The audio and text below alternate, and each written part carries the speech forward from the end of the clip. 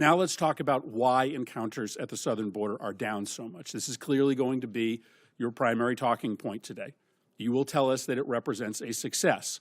But the primary reason why encounters are down is because you are brazenly violating the law every hour of every day. You are refusing to allow people showing up at the southern border to apply for asylum. I acknowledge that you don't believe that people should be able to apply for asylum, but you don't get to choose that.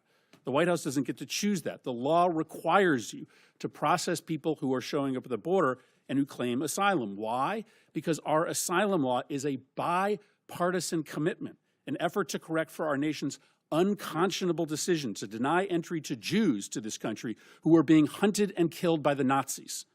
Our nation, Republicans and Democrats, decided, wrote it into law, that we would not repeat that horror ever again, and thus we would allow for people who were fleeing terror and torture to come here, arrive at the border, and make a case for asylum.